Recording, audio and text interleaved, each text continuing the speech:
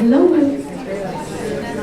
Well, I don't know about anyone else, but I am so excited for this.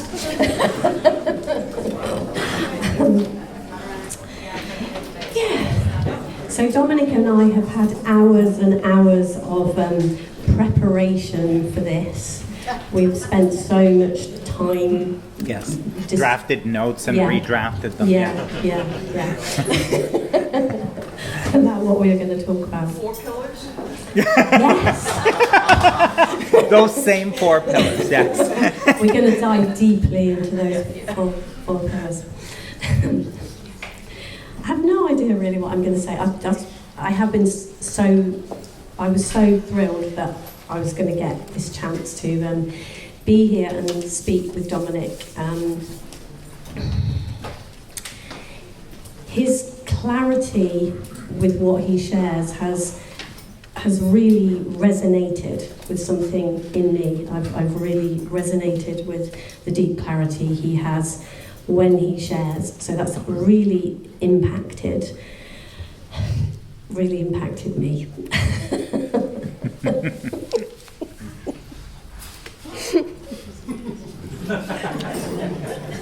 That's that. That's that. Yeah, that's that really.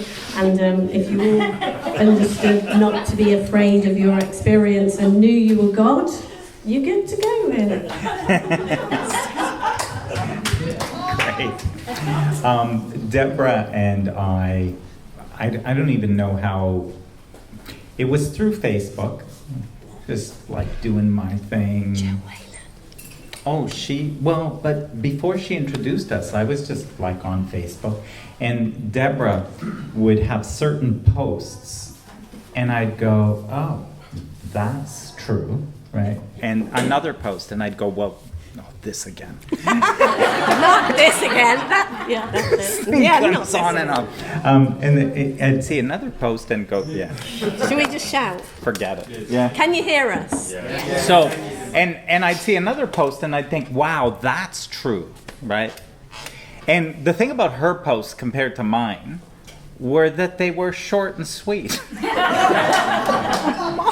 are like this explanation, this whole thing, right? And now we hadn't met, and I'm like, well, who is she? Well, it turns out later there was a mutual friend who always thought, a mutual friend who always thought we should connect. But I had no idea who she is. I didn't even realize she's around the principles. And then, anyway, we had this conversation. It's on my YouTube channel, and it's called Never Broken, maybe? Yeah, you're always okay, never broken. Anyway, the highest views of any of my videos on YouTube. And when we spoke and had that conversation, I was like, wow, we are so in harmony, we are so aligned. And the thing what I love about Debra is really like living it. And so, yeah, there was an incident a year ago. So I can't remember it much. Must have been a year before that we had that first video, then another. Anyway, there was this whole thing where my wife and I were doing a move, and we hadn't done a move, but we were wanting to move. And there's on my YouTube group, there's a little bit of where I've posted about this, which is, where we were moving to paradise. But what happened was, it was about looking for a home, a forever home, a dream home, which we finally found. Like we had discovered and had a few things about it, the money being one of them that made it. So it was like perfect, right? And I'm like, this is our home, except for the money, right? And so it just was like this, but this isn't right. Like, how can it be? How can something be in that harmony that you would know for sure? Like, it was so ridiculous. We walked onto that property, and I'm like, oh my God, this is our home. And just like a knowing, this is our home. And And then all these funny things would happen. What was like following that? It's like, well, what are we going to do about it? I mean, it's da, da, da, da. And I'm like, I don't know, just relax, take your time. We're going to figure this. We're going to see what happens. And my wife's like, well, you think it's going to sit around waiting for you? We need to act. And what came out of my mouth is, no, we don't have to rush this. What do you mean we don't have to rush this? A lot of people will be interested in this home. And what came out of my mouth is, I know, but it's not their home. It was ridiculous as I said it. Like, as I said it, it occurred to me, that was a stupid statement. Where the hell did that come from? And I'm like, what a dumb thing to say. But it was like, but it, and words like, but it doesn't belong to anybody else. They will not sell that home. That home belongs to us. Anyway, so this is, we discover this, and then Debra and I had this conversation already scheduled in the calendar from, I don't know, a month or two prior, right? So this home thing was not in the picture. And we get on that call, and Debra starts talking about, and that conversation is on YouTube as well. What was that one called? I don't remember. It's something about creating. Who the hell knows? There's Watch them all. There may be 3 or 4 conversations, you'll see. But she comes on to this conversation and starts talking about what's going on with her. And isn't what's going on with her that she has found a piece of land? I'm just paraphrasing. She has found a piece of land, has no money, and and starts telling this story about how, wow. I was like, what is going on? And what I did, what wisdom informed me of is, shut up and just listen. Do not say a word. None of this. Oh, Debra, I'm doing the same thing. It's like, shut up and listen. We had that conversation, and all I did was listen to Debra, to listen to her and what was going on with her and what her story was. And that story was meant for me. That story, 2 weeks after seeing this home and wondering how the hell this was ever going to happen, we had that conversation scheduled well before I ever saw that home. But that story was meant to communicate to me a lot. And we ended the call. I never said a thing to you. Nope. I never said a thing to you. And it wasn't until much later that I sort of told more of the story about paradise. But yeah, so that's a little bit. We're both creators.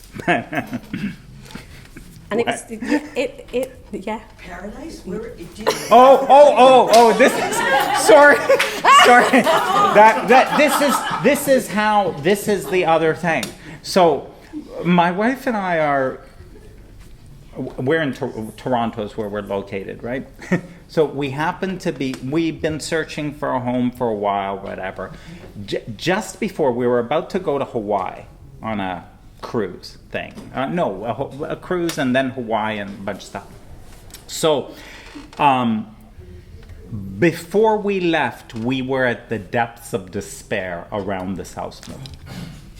It's like, we're never going to find anything. This is like, we'd seen homes and stuff. And we actually made a promise to each other where we said, okay, because we'd been through a few showings of different places, and we were like, I can't believe we're going to move from our house into this. So it was just like, I can't believe that. Like, and what are we doing? We're crazy, right? But it's like we started some process in place, and now we felt like, well, we're going to have to do this, make a move. And so we made a promise to each other. Let's just promise each other that we will not move. We will not sell our house and move unless we feel the way we felt when we saw that house. We'd been living in our current home for 28 years. It was a dream home. We were newly married. We bought that home. It was a dream. We were giddy living in that home, right? And now it was a matter of, for various reasons, about wanting to move and see more nature and have more views, like a bunch of stuff. And while we were looking, it wasn't looking that way. And so we promised each other, we will not move unless it feels like that, right? And so we were about to go on this cruise, and it did not feel like that. It felt really bad. Right? We're in Hawaii. So we're in Hawaii, and the agents send us a listing, and they say, we debated this. They're a husband and wife. They said, we debated this because it's over budget, but so much about it really was a fit for you. And so she and I watched a video. It was like a 1-minute video, 2-minute video toured this property. We were stunned, silence, right? Not a word out of each of us as we watched. And then it ends, and it says, this home, 26 Paradise Avenue. So, which I was like, so then in that case, the universe wanted to say, don't you miss this. This is intended, and this was that. So that's where I always joke about that. We've moved to paradise. So literally on Paradise Avenue.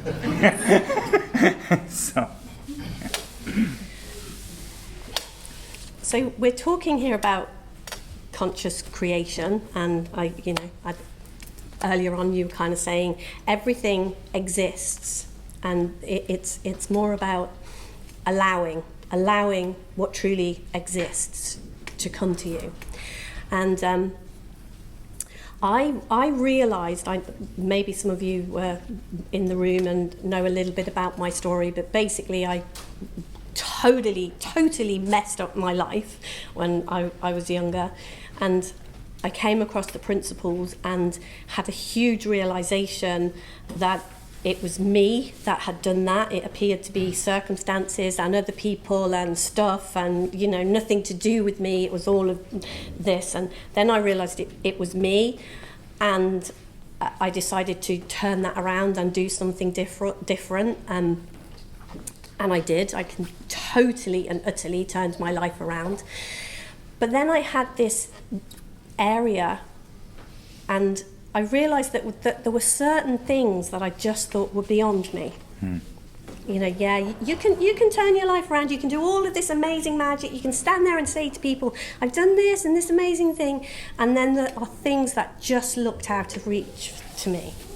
And I hadn't realised, when I look back now, this is definitely with retrospect, but I hadn't realised that for years and years I had held this dream of having a piece of land and building my own house. And I didn't even know that I had this dream, because I had that dream, but I also had alongside that dream, well, you're never going to do that.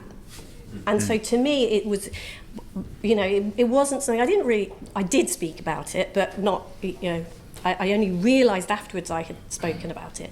So just this thing that I used to do just for fun, sometimes if we saw listings of land, we would just go, me and my partner would just go and see this land. There was no way. I think when we saw the piece of land that we now own and are building on, I think I had something like £47 something in my bank account, So, is this true? And that was a good day.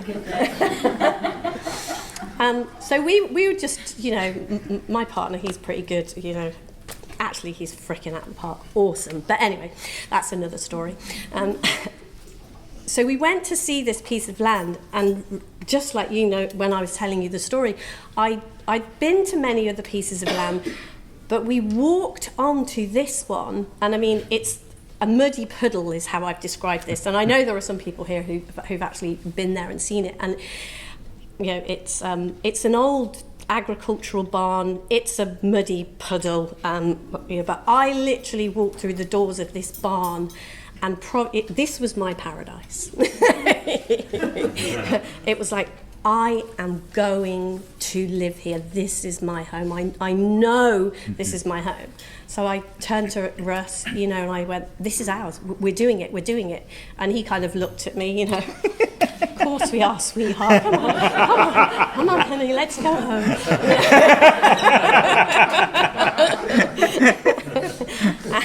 and I walked out of there and I was like, oh my God.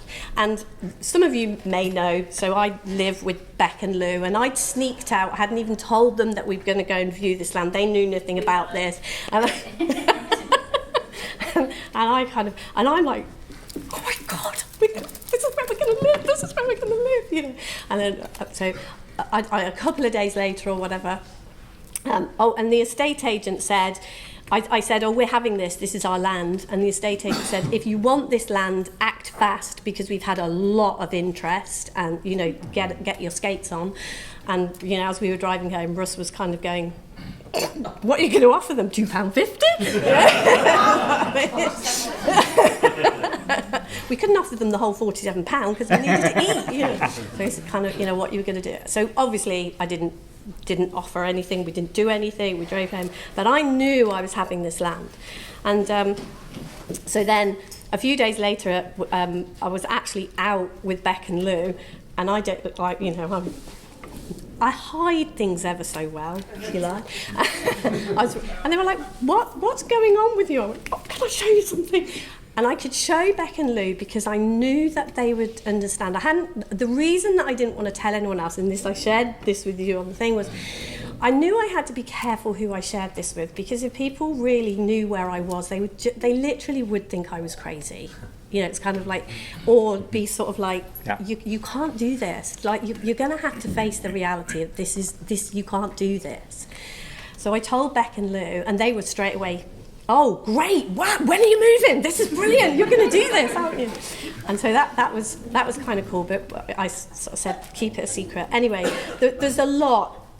We haven't got a terribly long time, and there would be a lot to tell, but 18 months later, I got the keys to that piece of land. Crazy.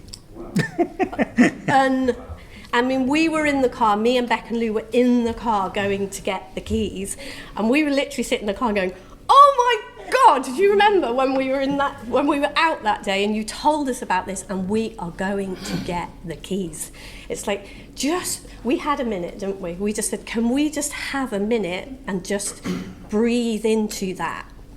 This was like, really, I can't tell you how impossible, and it's like, you are going to pick the keys up. And I walked into the estate agent to collect the keys, and the woman said to me, do you know what? This piece of land has been the strangest thing. She said, we put it on the market, and she said, we had so much interest. And she said, and yet, just no offers. And she said, in the end, we had to bring the price down a bit, so I paid slightly less than it was on originally.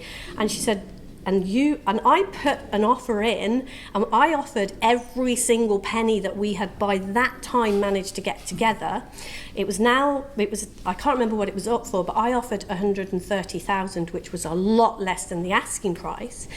And the owner said if we went to 140, they would say yes. So I just said yes. And my partner was like, where are you going to get another 10 grand from? I don't know. And so anyway, this woman's telling me, the estate agent saying, by the time, she said, after you put in your offer and he grudgingly accepted it because it was, less than he wanted and everything, she said, about 2.5 months later, the phone was going mad, and all sorts of offers were coming in from everywhere, asking price and over asking price. And the guy was like, oh, we've gone so far down the road now, and it's quite complicated. It's quite a different process buying land to buying a house. And there'd been so many things in so many places where it could have all fallen apart and what have you. And because we were so far, he was just like, oh, I'm just going to bloody go with it because we're so far down the road and what have you. And I just said I said, it was none of that. I said, that land was mine, has always been mine, was always going to be mine. I said, it wouldn't have mattered if someone had come and offered twice what it was up for. That land was mine. And so, I mean, you're very, very lucky that I'm here, because in the week coming up to being here, I mean, we bought that land and we literally went down the back of the sofa for the, that was where we were when we bought the land. And obviously now I suddenly realised then we've actually got to build a house. Oh, this isn't the end. Now we've got to build a detail, a mere detail. And we've owned the land on the 1st of December, in a month or so, we will have owned the land for 12 months. And I cannot tell you how many miracles. I had some conversations with David one time and I was going, oh my gosh, this bill has come up, it's $5,000, and They were like, bill's been paid. We knew it would be. But so in the week before we came here, we're going to be completely off grid. And we've had a borehole and a water filtration system, and so in this week we've had the septic tank and all the bits and pieces for the septic tank and the solar panels delivered. So I'm like, I don't want to leave my solar panels. Sorry, can I ask? I'm curious. That might be a bit of an odd question, but when you walked in to that barn, the first day you saw it and you had that conviction, where in your body did you feel it? Can you remember? I'm just curious to know what the physical sort of sensation was. It was in my heart. And interestingly, I'm going to share something around that. So this bill that came up, so there's a whole story around the bill anyway, which is, if anyone wants to know, they come and ask me and I'll tell you. But anyway, I ended up with this $5,000 bill that sort of, it was a mistake. But anyway, I ended up with this £5,000 bill. And I went back to the land, and this to me is like the conscious creation and seeing the possibility that we all hold and what we create that gets in the way. So I had this bill and I was beside myself. I was very, very upset about it. I was very resistant to it. I was not in a good place around this bill. And I was going back to that conviction about this land being mine and looking at, because this whole thing with the land then for me was, let's see if I can do it. I'm still a little bit in the let's see if I can do it. I will. Trust me, I will. Next time, anyone can come visit my house when it's built. Please do come and have a look around. It'd be amazing.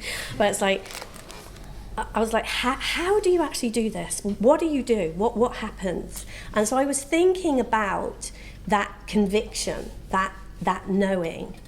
And I was having a conversation with Beck, and we'd been talking about consider it done. Because when we get to a space of considering it done, it's like, why do I worry about a bill that's paid? And to me, that was kind of where I'd found myself. I hadn't done it, but I'd found myself in a space of, this land is mine. And so for 18 months, the land was mine. And so I just went to a space, we had a couple of conversations, didn't we? And then it was just like, consider it done. And I actually, the guy who I owed the money to, I actually sent him an email, and in the email was literally, when do you need this? When do you need this money by? And he gave us a date, and I said, consider it done. And we were getting closer and closer and closer and closer to this date, and nothing had happened. And we were just going, right, just stay in the energy of consider this done. Love this guy, and just stay in the energy of consider it done. And so very often we would just talk about, well, if we would ever go to a point where we need to think about how to pay this bill, we'd be like, well, why? Why do we have to think about how we're going to pay this bill? If we're doing this, we're saying it's not paid. I don't have to think about how I'm going to pay this bill. It's done. Consider it done. And I think it was, so interestingly, we needed to move on to the land. We needed the solar panels and the septic tank, and we needed this bill paid. And interestingly, what happened was that I considered it done with this bill, and what showed up was enough to pay the bill, to buy the solar panels, and to buy that. Wow. Amazing. Yeah, I think it's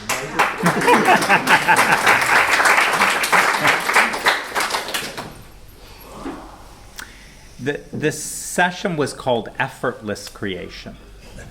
And the reason it's called Effortless Creation is I learned more from that experience, and I'm thinking Debra and her experience, because what we were presented with was something that could not be achieved. Could not be achieved, could not be accomplished. So I knew that. So I mean, I just knew that. And so what the benefit of that was for me was like, so don't even try. There's nothing to think about here. You know, you'd get into thinking about, like, I'm going to think about how I could do this. Well, how could I do this? How could I put this together? How can I accomplish this creation? That's not creation. That's not creation. Remember, one of the things I said this morning, right, was the way God creates. You are made in the image of God. The way God creates is, says it and it is. Right? Let there be light. There is light. The reason it's effortless is because there is not another thought in opposition to that statement. So what was powerful, beneficial, and provided a lot of learning for me was to have a creation that you could not figure out, to be into a creation that you couldn't think your way through. And so I do a program called Living Miraculously. And part of what I say is, you cannot achieve or accomplish miracles. They can only be allowed. And so that was a principle in this. It was like, so here is this thing, and it's to be created. And I was clear, no way you're going to accomplish it. Well, that was beneficial, because at least it said, don't even think about it, because you're not going to accomplish this. And so what's your option? Are you open to allowing that? Are you open to allowing this to be created through you? And the reason I say, you know, and we have this titled as Effortless Creation, is because you're not, this is such a paradox. Your action does not create anything. Sid was clear. There is only one creator. Sid was clear. There is one creator. That creator is thought, not action. Nothing you do will ever create anything. Everything you do is useful in moving around that which has been created already.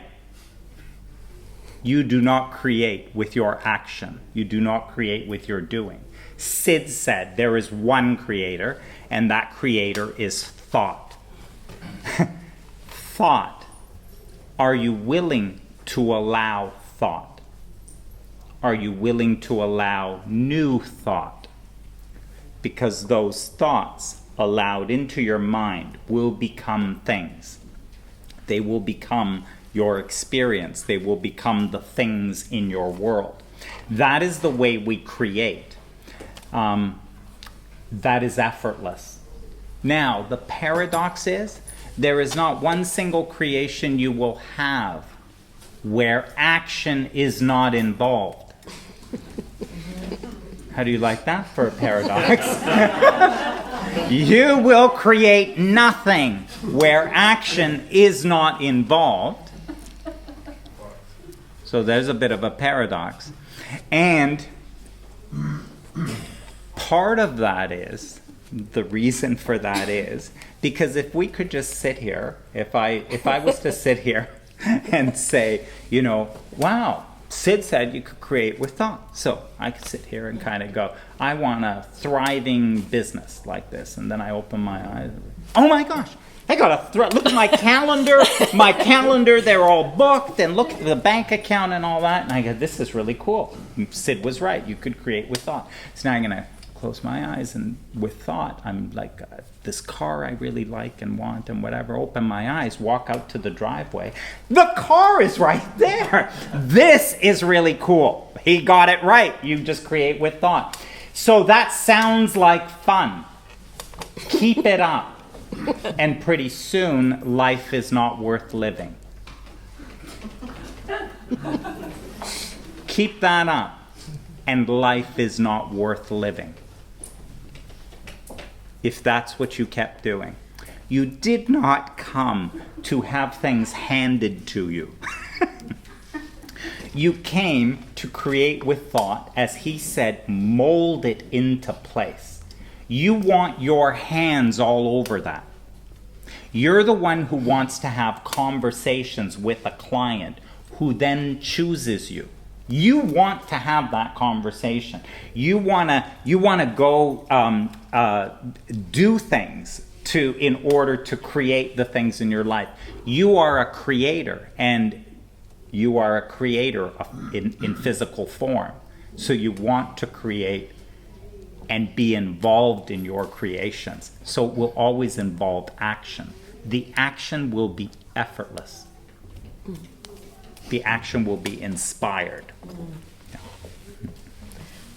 I really see that, and one of the things that I like to do, my thing is very much playing with this, like the whole thing with the land, and many other things. It is like, okay, let's play with this. Sid says this, and I love to read the Bible. I'm not religious, and I'm not, but I love what God says too. I love that God says don't live in fear. There's nothing to be, and on the front of our program is if we just learn not to be afraid of our experience. I love that. And I know for me, the whole idea of actually, I want to physically build this house. That's what I want to do. You know, that's why we've got a septic tank and these solar panels and things. I want to be as involved with this as I can be. So I really see that whole, there's a part of me, you know, some people said, oh, you know, what if you won the lottery or something? And I'm kind of like, oh, please don't win the lottery. Because if we got 10 million, you know, okay, just a little bit. But if we got too much, I wouldn't be able, it'd just be stupid for me to build the house, you know, and I really, really want to do it.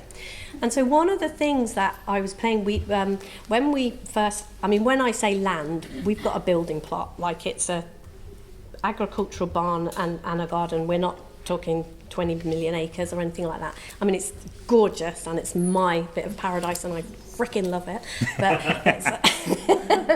But it was completely and utterly overgrown with brambles, and there was 4 huge trees right down the centre that unfortunately, sorry?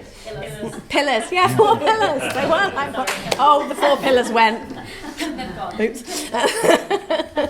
That unfortunately, I mean, where the land is, we're very, very, very lucky because right next door to us is a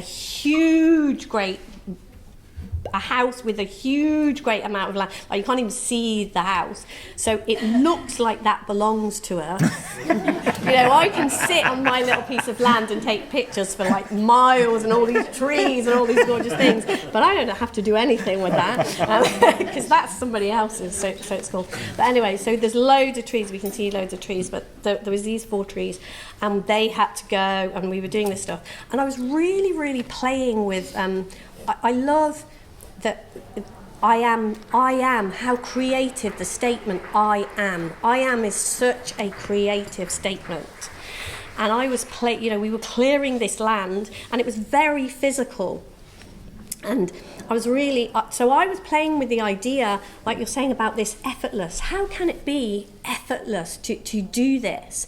So we're cutting down these trees and there's we're burning this massive pile of like does anyone know how many frickin' branches there is on the top of a tree? You know, when it's up there, it just looks like a few twigs. It comes down on the floor and it's like a huge part. Anyway, we're burning these, and I'm like dragging these over and dragging these over and dragging them back and dragging it back and dragging it back. You get in the picture? And for ages, and they were really, really heavy, some of them. And I am just playing with the idea. I'm really connecting inside me. I'm really connecting with love, with God, whatever, and I am not taking the weight and doing these. And at the end of the night, I go home and I'm like bounding with energy. And it's like I really see that side of it too, when we just allow these things to happen through us. And that has really been happening with a lot of the stuff. Some of the stuff we've done is pretty heavy and pretty physical stuff that we've done. And I know when I am too involved, I get exhausted. And when I hand it over to God to do it through me, it is completely a whole different ball game. And so playing that, and it's not, I don't think it's the same, it happens in exactly the same way. Like the sharing here isn't so that you'll go out and build a house or buy a piece of land, but it is, for me, the invitation here is play. I just wanted to follow up on if we hand it over to God, you know, to flow through us. So how do you do that? Can you give us some pointers? Is it like you shift your mind? And yeah, so I'd be just interested in both of those words. I know that the next group is coming in, so maybe you can come and talk to us. Yeah, okay. like that. Very good. Very good. It's and a short answer would be completely committed and unattached. Right? So that's kind of like a short answer about that. The principles as well really helped because I knew I would be totally okay whether or not we ever got that house. I didn't need that for my well-being. I didn't need that for my happiness. I didn't need it for anything. So that was the most useful thing of all, was knowing the principles and knowing that my life's going to be great. And that is true of anything and everything. That's not just true of houses. That is true across the board. Thank you. Thanks, everyone.